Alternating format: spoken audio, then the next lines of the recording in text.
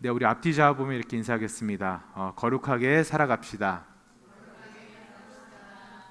네, 다시 한번 이렇게 인사하겠습니다. 당신은 하나님의 형상입니다. 네, 오늘은 굿뉴스 101 14번째 주제인 거룩함의 두 번째 시간으로 칭의와 성화에 대해서 알아보겠습니다. 주보에 나간 거듭난 성도의 삶에 대해서는 저희가 이제 그 다음 주에 알아보도록 하겠습니다. 지난주 내용은 하나님의 형상에 관한 내용이었습니다. 하나님의 형상은 넓은 의미와 좁은 의미가 있다고 말씀을 드렸고, 넓은 의미에서는 인간은 영적 존재로서 자유와 책임을 지닌 선택적 존재로 창조되었다고 말씀드렸습니다. 그리고 좁은 의미에서는 참된 지식과 거룩함, 의로움을 포함하는 하나님의 형상으로 창조되었지만 타락으로 인해서 그것이 상실되었다고, 왜곡되었다고 말씀을 드렸습니다. 그러나 그리스도를 통해서 중생하고 성화의 과정을 통해서 거룩함의 회복, 하나님의 형상의 회복이 이루어질 수 있다고 말씀드렸습니다.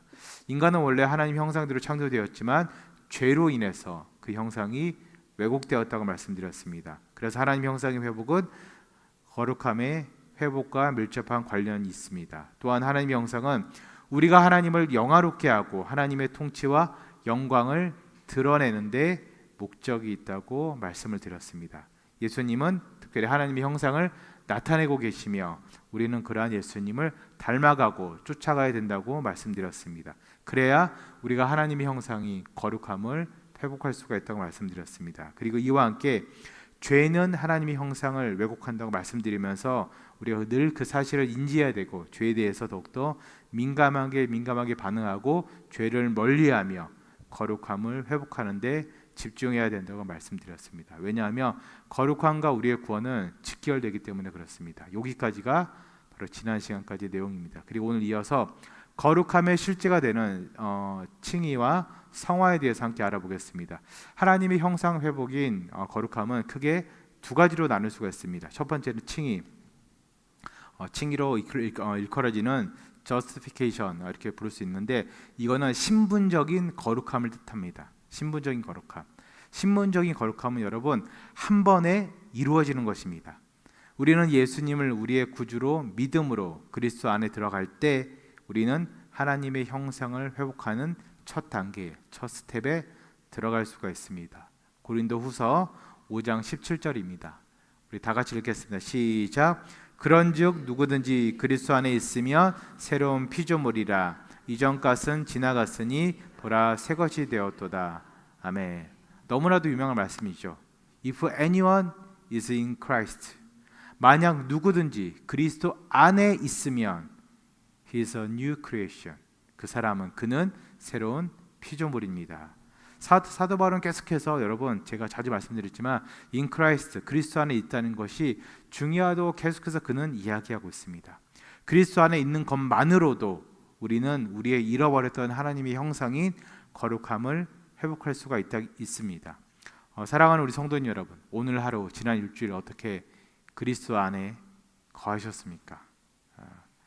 예수 그리스도의 대속의 은혜로 우리를 하나님의 자녀로 칭해 주시고 삼아 주심으로 심판과 정죄함이 없는 그런 자유함을 여러분 그리스도 안에서 누리셨습니까?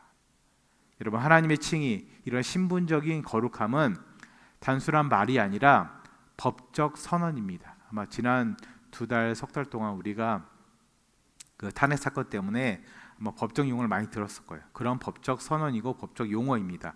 신자는 예수님을 나의 구주로 믿고 그분만을 따르는 사람들은 하나님 앞에서 의롭다 하심을 받고 거룩한 백성이 될 수가 있습니다. 로마서 5장 1절입니다. 로마서 5장 1절 우리 같이 읽겠습니다. 로마서 5장 1절 시작. 그러므로 우리가 믿음으로 의롭다 하심을 받았으니 우리 주 예수 그리스도로 말미암아 하나님과 화평을 누리자. 아멘. 여기서 의롭다 이런 말은 당신 정말 착합니다, 선합니다 이런 말이 아닙니다. 헬라어 원어로는 디카이오 텐테스 해가지고 이것도 일상 용어가 아니라 법적 용어예요. 이것도 일상에는 거의 쓰이지 않은 용어로서 이 뜻은 뭐냐면 의롭게 선언되다, 의롭다고 선포되다, 그리고 무죄 판결을 받다 이런 뜻이 있어요. 여러분 일상생활에서 뭐 이렇게 부부간에 다투고 자녀가 말을 안 들어서 뭐를 한 다음에 내가 너에게 무죄를 선포하노라 이렇게 말 안 하잖아요. 그것처럼 일상 용어는 아닙니다. 법정 용어예요. 법정 용어. 바울은 이 구절에서 과거 시제를 사용해서 하나님의 칭의가 이미 완료되었다고, 완료된 행위라고 말하고 있습니다. 이는 하나님의 칭의가 이미 확정된 법적 상태임을 뜻하고 있습니다. 여러분, 로마서를 보신 분들은 아마 그 맥락을 좀 이해를 하실 거예요. 로마서를 보면 사도 바울은 하나님을 재판관으로, 그리고 우리 인간을 피고로 묘사하면서 법정 이미지를 로마서에 계속해서 그리고 있습니다. 이러한 법정 배경 속에서 하나님께서 믿는 자에게 의로움을 선언하신다는 개념이 계속해서 발전되어 왔습니다, 여러분.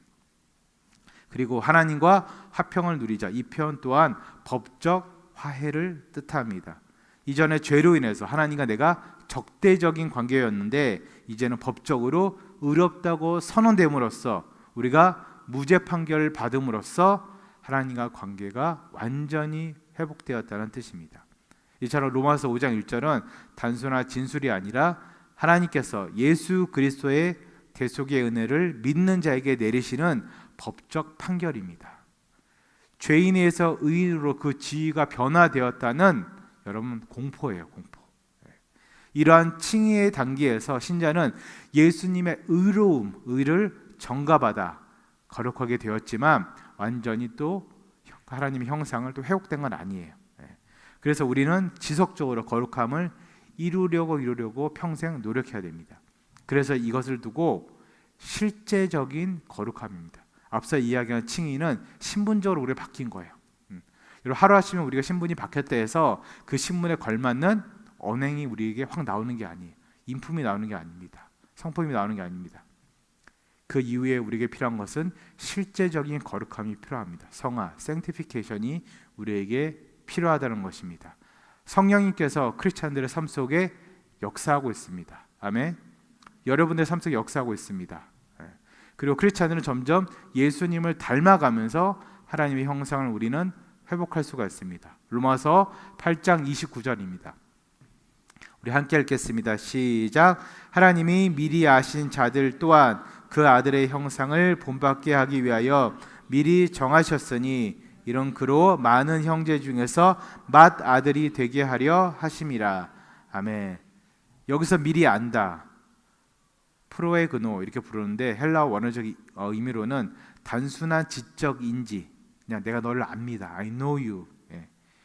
이거 이상이에요. 이거 이상. 여러분, TV 보면 여러분들 뭐 잘생긴 배우 차은우도 알고 다 알잖아요. 다 알잖아요. 윤석열 대통령도 알고 다 알잖아요. 근데 우리가 그냥 인지적으로 아는 거지 내가 그 사람과 관계가 있는 게 아니잖아요. 근데 여기서 로마서 8장 29절에서 안다는 말은 관계적으로 내가 안다는 거예요. 실제적 관계가 존재한다는 의미에서 안다입니다. 이는 하나님께서 창세전에 자기 백성을 사랑으로 알고 선택했다는 의미입니다. 이 예언은 성화의 과정의 시작점이 됩니다. 그리고 하나님이 먼저 아시고 선택된 자들에게 주어지는 구원의 과정을 뜻하는데, 이것은 우리가 너무나도 잘 아는 구원의 단계인 칭의, 성화, 그리고 우리가 죽어서 하늘나라에서 완전히 이루는 영화, 여기에까지 적용이 됩니다. 다시 한번 정리합니다. 우리가 칭의로서 하나님께서 우리를 선택하심으로 우리는 신분적으로 바뀌었습니다. 죽는 날까지 우리는 성화의 과정을 거쳐야 됩니다. 계속해서 그 형상을 이루려고 가야 돼요. 하나님 나라에 딱 갔습니다. 영화롭게 되었습니다. 영화의 단계가 완성된 것입니다. 여기까지입니다. 그리고 여기 아까 읽은 말씀에 보면은 또한 그 아들의 형상을 본받게 하기 위하여, 이런 부분이 있습니다. 이게 바로 성화의 핵심적인 목적입니다. 개혁주의 신학에서는 성화를 그리스도의 형상을 닮아가는 점진적인 변화의 과정, 이렇게 부릅니다. 하나님께서는 단순히 죄를 용서하시고 칭의의 과정에만 우리를 머물게 하지 않으시고 우리를 실제로 변화시켜 그리스도를 닮게 하시는 성화의 과정으로 하나님께서는 우리를 인도하고 계십니다. 이는 모든 믿는 자가 그리스도의 성품과 사랑과 순종을 점차적으로 본받고 계속해서 쫓아가는 과정을 뜻합니다. 그리고 그 다음 말씀에 미리 정하셨으니, 이런 부분이 있는데 이것은 성화의 확실성을 다시 한번 우리에게 보여주고 있습니다. 개혁주의 신학에서 예정은 하나님의 주권적 결정으로 성화의 과정이 하나님의 변치 않는 계획에 따라 진행되고 있다는 것을 보장하고 있습니다. 여러분 이게 개혁주의 신학, 장로교 신학의 근간이 돼요. 감리교나 저런 다른 쪽으로 가면은 이 부분에서 저희가 조금 많이 부딪혀요. 근데 그건 뭐 여러분들이 고민할 부분은 아니고 저희 쪽 신학에서는 이렇다는 것입니다. 성화는 우리의 노력만으로 이루어지는 것이 아니라 하나님의 섭리 가운데 성령의 능력으로 진행되는 과정입니다. 다시 한번 말씀드립니다. 성화는 인간의 노력이 아니라 하나님의 섭리 가운데서 누구의 능력으로 진행된다고요? 성령의 능력으로 진행되는 과정입니다. 그리고 로마서 8장 29절의 마지막 부분입니다. 거기 보면은 이는 그로 많은 형제 중에서 맏아들이 되게 하려 하심이니라 이렇게 기록되어 있습니다. 이 부분에서는 성화의 공동체적 측면을 보여주고 있습니다. 여러분 우리가 믿고 따르는 그 개혁주의 신학에서는 성화를 개인의 차원을 넘어서 우리 모든 교회 공동체 안에서 이루어야 되는 과정으로 보고 있습니다. 우리가 잘 알다시피 예수 그리스도를 맏아들로서 우리가 본받아야 될 모범입니다. 우리 모두는 서로가 형제 자매됨으로써 하나님께 그리고 그리스도의 형상을 닮아가는 공동체입니다. 제가 처음 이제 저희 교회 이름을 이제 지을 때 여러 가지 후보가 있었어요. 제가 여러분들한테 내어놓은 후보가 한 4-5개 있는데 그거 말고도 저랑 아내랑 상의한 몇 개 후보가 있었어요. 저는 그 중에 하나 우리 교회 이름을 베이직교로 되게 하고 싶었어요. 그 이유가 2가지가 있는데 거기에는 뭐 베이직교회 유명세나 뭐 베이직교회 담임 목사님이신 뭐 조정민 목사님의 그런 영향력이 있는 건 전혀 아니었습니다. 딱 2가지 이유가 있었는데 첫 번째는 뭐냐면 베이직교회가 추구하는 말씀 중심의 목회, 말씀 중심의 예배와 훈련이 저에게 되게 큰 감명이 되었습니다. 두 번째는 뭐냐면 베이직 교회 이름의 뜻입니다. 베이직 그러면 그냥 영어로 뭐 기본, 기초 이런 영어 단어가 있습니다. 그래서 이제 베이직 교회를 잘 모르는 사람들은 초대 교회를 추구하려고 베이직이라는 이름을 지었구나. 혹은 뭐 기본으로 돌아가는 의미에서 저렇게 지었구나. 이렇게 생각할 수 있습니다. 물론 그것도 틀린 말은 아니에요. 그런 의미도 있다 그러더라고요. 근데 이 베이직은 여러분 약자예요. 뭐의 약자냐면 저기 써 있는 대로 brother and sister in Christ. 예수 그리스도 안에서 우리가 한 형제 자매라는 뜻입니다. 자매라는 뜻입니다. 성화가 단순히 개인의 영적 성장에 그치는 것이 아니라 하나님의 이름으로 모인 한 형제의 자매된 가족 안에서 이루어진 변화가 되어야 됩니다. 그래서 우리가 믿음이 약한 사람이 있으면 성경은 이야기하잖아요. 서로 권면해주고 위로해주고 이야기해주라 그러죠. 여러분 이게 무지막지하게 필요한 거예요. 어떤 분들은 그래요. 목사님, 내가 성령님이 내 안에 있는데 혼자서 집에서 조용히 기도하고 말씀 보고 그러면 안 되나요? 이렇게 물어와요. 안 돼요. 성경에 그러지 말라고 되어 있어요. 너희가 모이기를 힘쓰라 그랬고 같이 예배하라 그랬고 서로 믿음이 약한 자들에게 서로 권면하라 그랬어요. 서로 이끌어주라 그랬어요. 아니에요, 여러분. 그렇게 생각하시면 절대 안 됩니다. 또 하나, 성화의 실제적 거룩함은 죄를 버리고 성령의 열매를 맺는 것을 또 뜻하고 있습니다. 로마서 8장 13절입니다. 로마서 8장 13절. 이거 3번역으로 한번 읽어보겠습니다. 시작.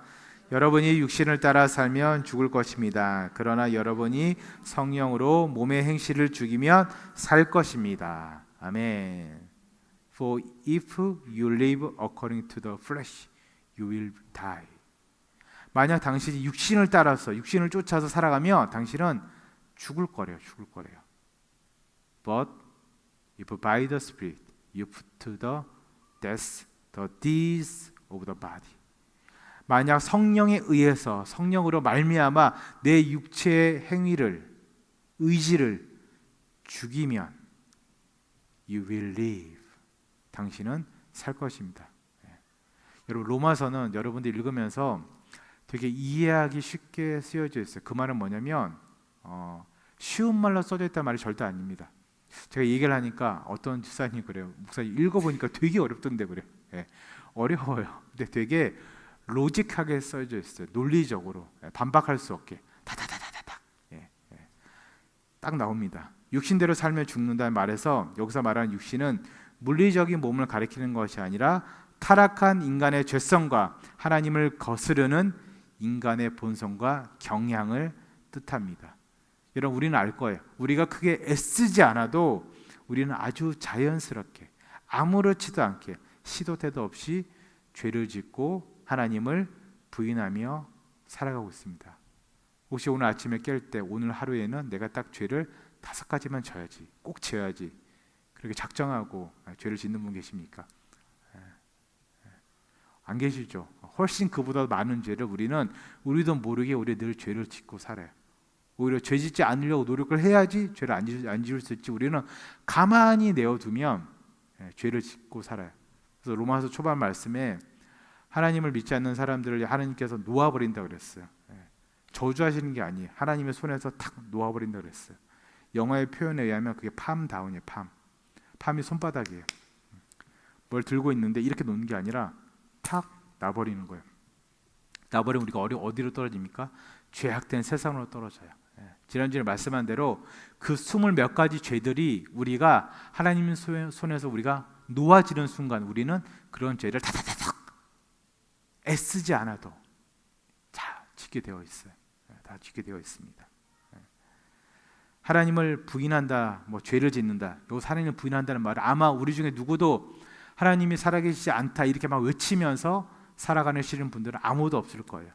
여기서 하나님을 부인한다는 말은 그 뜻이 아니라 마치 하나님이 없는 것처럼 우리가 행동하고 말하며 산다는 뜻입니다. 그리고 여기서 말하는 죽음은 영적 죽음을 뜻합니다. 하나님과의 단절과 영원한 심판을 의미하는 것입니다. 여러분 성경은 인간이 자신의 죄악된 본성을 따라 살 때 필연적으로 반드시 영적 사망에 이른다고 정말 여러 곳에 여러분 기록하고 있습니다. 이 부분은 우리 크리스찬들에게 주어진 여러분 실제적인 경고예요. 구원받은 성도라 하더라도 계속해서 육신의 소욕을 따르며 육신의 욕망을 따르며 영적 죽음의 상태로 우리가 다시 하나님께로 컴백하는 게 아니라 그 영적 죽음의 상태로 돌아갈 수 있다고 경고하고 있습니다. 그래서 우리가 믿는 그 신학에서는 이를 참된 신자는 최종적으로 타락하지 않는다는 교리와 함께 우리가 이해해야 되지만 이러한 경고가 또 다른 한편으로는 우리 성도들에게 우리 크리스찬들에게 성화를 촉진하는 수단임도 알아야 됩니다. 이런 경고성의 말들이 여러분 어떻게 보면 우리가 겁을 주는 거지만 이 말 때문에 우리의 성화가 더 빨리 촉진될 수 있다는 뜻입니다. 그리고 성령으로 몸의 행실을 죽이라 이런 말이 있는데 여기서는 성령의 주도성을 이야기하고 있습니다. 여러분 우리가 아무리 뭘 하려고 애쓴다 해도 결국은 성령께서 우리에게 마음을 붙잡아 주시고 우리에게를 인도해 주지 않으면 우리는 아무것도 할 수 없습니다. 아니 목사님 내가 노력하고 애써서 주일에 교회도 나가고 오늘 같은 불금에 내가 친구들 만나서 놀 수도 있고 푹 쉴 수도 있는데 내 의지로 나온 거 아니냐 그러잖아요. 근데 여러분들 마음속에 그럼에도 불구하고 이 자리에 나오게 하신 분은 여러분 내 의지가 아니에요. 우리의 소욕이 아니에요. 우리의 경향이 아니에요. 우리의 경향은 죄 짓는 거예요. 우리의 경향은 하나님과 멀어지는 거예요. 근데 그런 마음을 주셨다. 누가 주셨냐? 성령께서 주셨다는 것입니다. 그리고 몸의 행실은 죄악된 행위를 의미합니다. 그리고 이를 죽인다는 의미는 적극적이고 지속적인 행동을 뜻합니다. 그리고 여기 시제를 보면은 여러분 현재 시제예요. 한 번만 죽여서 되는 게 아니에요. 계속해서 우리 육신의 소욕을, 우리 몸의 행실을 우리가 육신의 소욕대로 따라가려고 살아가려는 우리의 그 의지를 여러분 꺾어버려야 돼요. 매일매일 내리쳐야 된다는 거예요. 소위 말해서 막 그런 거 있죠. 내가 성격 같았으면 그런 말 있죠. 이게 다 육신의 소욕입니다. 우리는 매일매일 넘어져요. 그러니까 매일매일 회개하고 회개함으로 되돌아봄으로 하나님께 되돌아와야 된다는 것입니다. 그리고 또 이 말에는 또 어떤 뜻이냐면 여기에는 우리에게도 책임이 있다는 것입니다. 물론 성령께서 주도하시지만 우리에게도 책임이 있다는 것입니다. 그래서 우리는 몸의 행실을 매일매일 죽이려고 애를 써야 됩니다. 제가 여러분들께 자주 말씀드렸을 거예요. 결혼하고 신앙생활의 공통점은 뭐냐면 마치 러닝머신 같아서 계속해서 뛰지 않으면 넘어진다는 거예요. 여러분 한 번 사랑해 그러면 그 사랑이 평생 갑니까? 아니죠.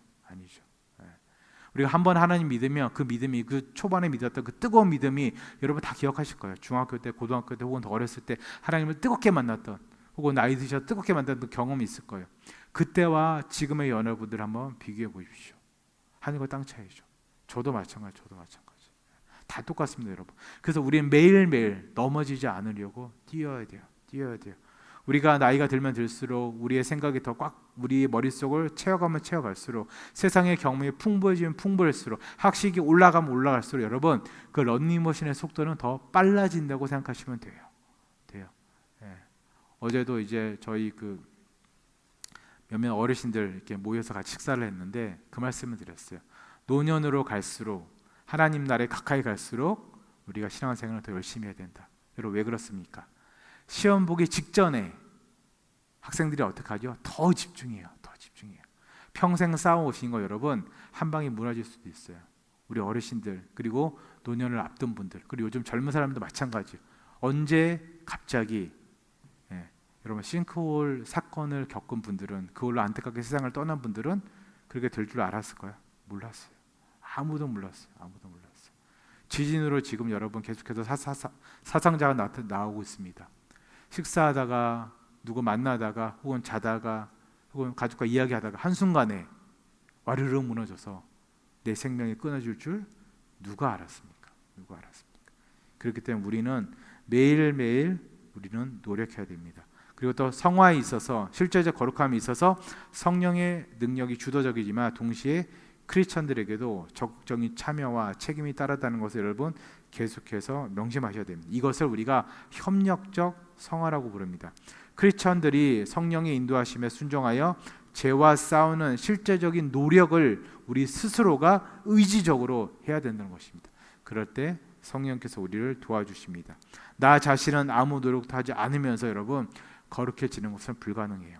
예배하지도 않고, 기도하지도 않고, 말씀 보지도 않고, 따르지도 않으면서 변화된 삶을 살고 싶다. 이거는 여러분 막연한 희망일 뿐입니다. 여러분 절대로 이루어지지 않아요. 여러분들이 잘 아는 과학자 엘버트 아인슈타인, 아무것도 하지 않으면서 어제와 다른 오늘을 살려고 하는 사람을 아인슈타인이 뭐라 그랬냐면 정신병자라 그랬어. 정신병자. 제가 한 말이 아니에요. 어디 가서 또 우리 목사님 정신병자래요. 막 이렇게. 그런 얘기 하지 마시고 아인슈타인이 그런 얘기 했어요. 우리가 계속해서 노력해야 돼요. 여러분 건강을 생각하다 우리가 어떻죠? 음식을 가려 먹죠. 운동하죠.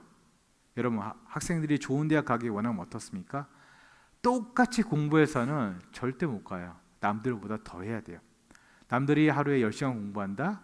그럼 그 학생은 10시간만 해서는 안 돼요. 더 해야 돼요. 10시간이 기본입니다. 기본 여러분.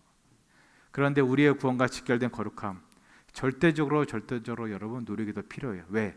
세상은 점점점 더 악해지고 있어요. 근데 신기하게 그에 반해서 기독교가 많이 욕을 먹고 크리스찬들이 많이 욕을 먹고 있지만 크리스찬들에 대한 스탠다드는, 그 기준은 계속해서 더 어떻죠? 더 올라가고 있어요. 더 엄한 잣대를 들이대고 있어요, 여러분. 여러분 성령의 주권적 역사하심 속에서 여러분 예배하고 기도하고 말씀 보고 말씀에 철저히 순종하는 노력이 우리에게 필요하다는 것입니다. 그리고 이러한 실제적 거룩함이 우리에게 있어야 우리는 거룩함에 이룰 수 있고 결국 우리도 구원받을 수 있습니다. 또 하나 거룩함을 위한 우리의 노력이 있어야 여러분 부족하나마 이 모습을 보고 믿지 않는 자들이 느껴요. 하나님이 살아계시구나. 느낀다고요. 내가 예배해야 되겠구나. 아까도 잠깐 예배 전에 어떤 여기 그 미국인 한 분이 아이를 데리고 들어와서 놀고 계셨어요. 보니까 여기 그 옆에 가게 아내가 뭐 하러 왔는데 잠깐 들어왔대요. 여러분 제가 딱 그분하고 짧은 대화지만 하고 느낀 게 뭐냐면 우리는 보통 이렇게 물어요. 예수 믿으세요? 잘 안 묻죠. 교회 다니세요? 묻죠. 그럼 저 교회 다녀요? 안 다니? 이렇게 대답을 해요. 제가 물었어요. 교회 다니냐고. 저도 모르게 그냥 Are you Christian? 이렇게 물어야 되는데 너 교회 다녀? 이렇게 물었어요. 영어로. 물으니까 그 사람이 나 교회 다녀? 이렇게 대답을 해야 되는데 Yes, I'm Christian 그래요. 전 거기서 느꼈어요. 우리의 정체성이 어디 있는 게 되게 중요해요. 여러분 그렇다고 뭐 우리 교회 나오지 말고 딴 교회 가시라는 소리는 아니에요. 그건 아닌데 여러분 나의 정체성을 여러분 명확히 알아야 돼요. 명확히. 왜냐하면 모든 사람들이 우리의 모습을 보고 우리의 정체성을 보고 우리가 살아가는 모습을 보고 하나님이 계시는지 안다니까요. 복음을 믿어야 될지 고민한다니까요. 결정한다니까요. 그들은 보이지 않는 하나님을 절대로 믿지 않아요. 우리조차도 보이지 않는 하나님을 의심하잖아요. 때로는 없는 것처럼 살아가잖아요. 근데 믿지 않는 사람들은 오죽하겠습니까? 그렇기 때문에 우리가 거룩함을 위한 노력을 끊이지 않고 우리가 계속해서 보여야 됩니다. 그렇게 해야만 우리는 로마서 8장 13절 마지막 부분 말씀처럼 우리가 여러분 살 수가 있어요. 살 수가 있어요. 성경에서 산다는 것은 현재적 생명과 미래에 우리가 얻을 영원한 생명 모든 것을 포함한 말이에요. 포함한 말.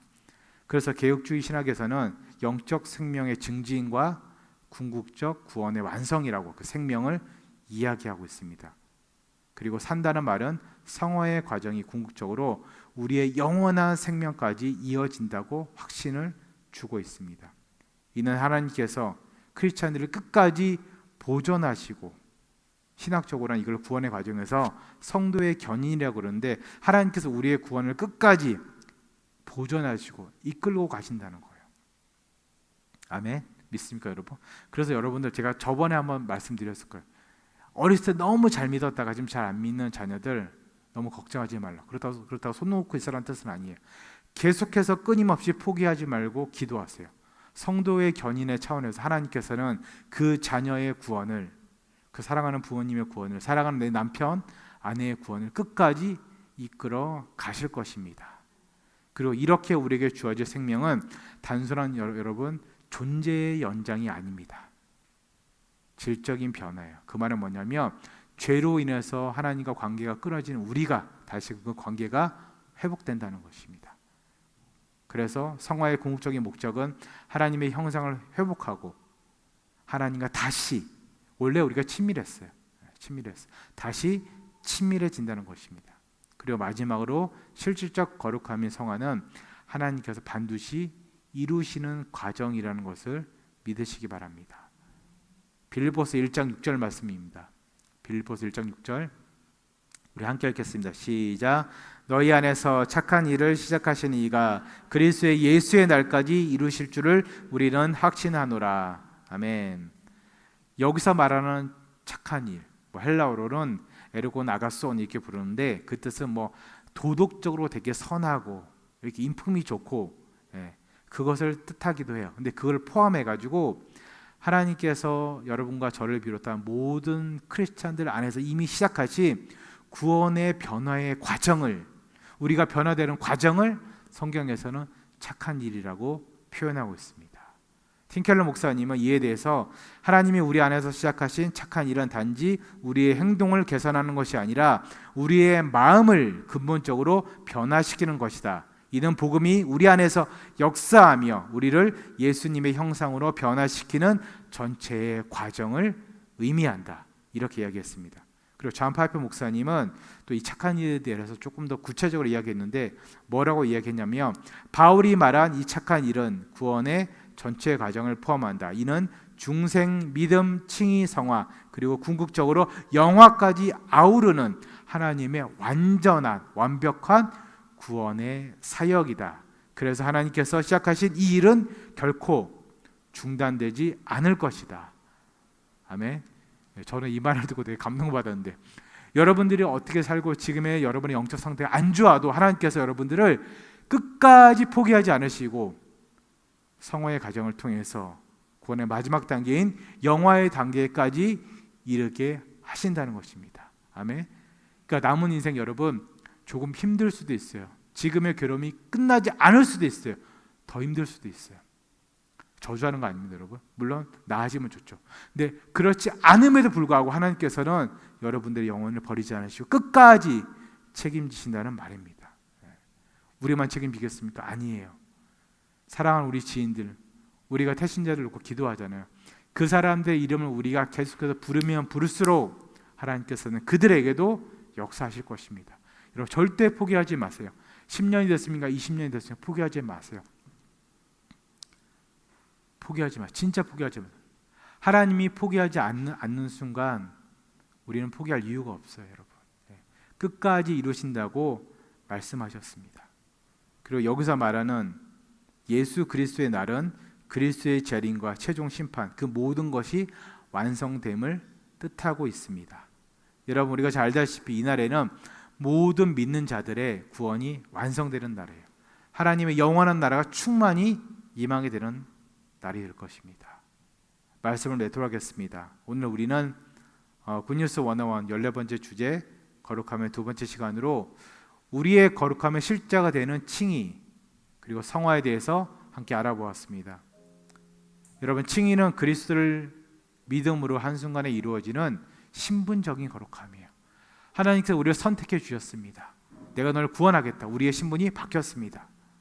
그래서 성화는 평생에 걸쳐서 이제 바뀐 우리의 신분대로 우리가 살아가려고, 우리가 어떻게 바뀌었습니까? 하나님의 자녀로 바뀌었죠.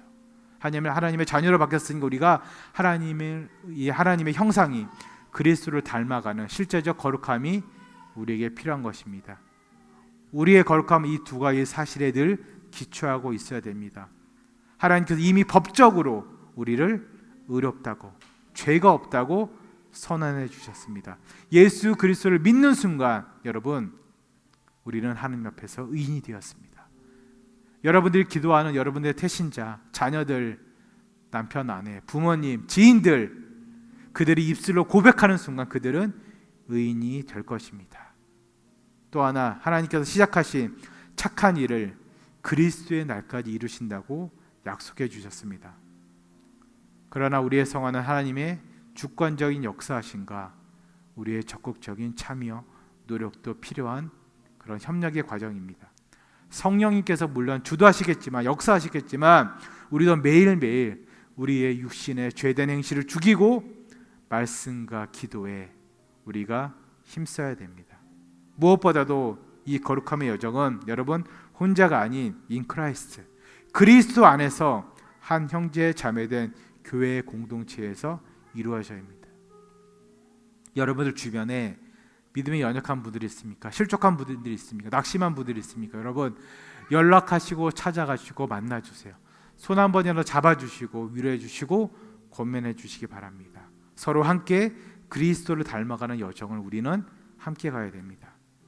그리고 그러면 결국 하나님께서 우리 안에서 역사하실 것이고 그리스도의 날이 우리 모두의 인생 가운데서 완성될 것입니다. 여러분, 그날에 되면 우리는 완벽히 예수 그리스도의 형상을 닮을 것입니다. 하나님과 완전한 교제를 여러분 누릴 수가 있습니다. 사랑하는 우리 성도님 여러분, 힘든 세상 가운데, 복잡한 세상 가운데, 혼란스러운 세상 가운데, 어려운 나의 삶 가운데서도 여러분 이 소망을 놓치지 마시고 오늘도 내일도 매일매일 성령님의 능력만을 의지하시면서 실제적인 거룩함을 추구하며 살아가시기를 주님의 이름으로 축원드립니다. 우리 시간 다 같이 찬양하도록 하겠습니다.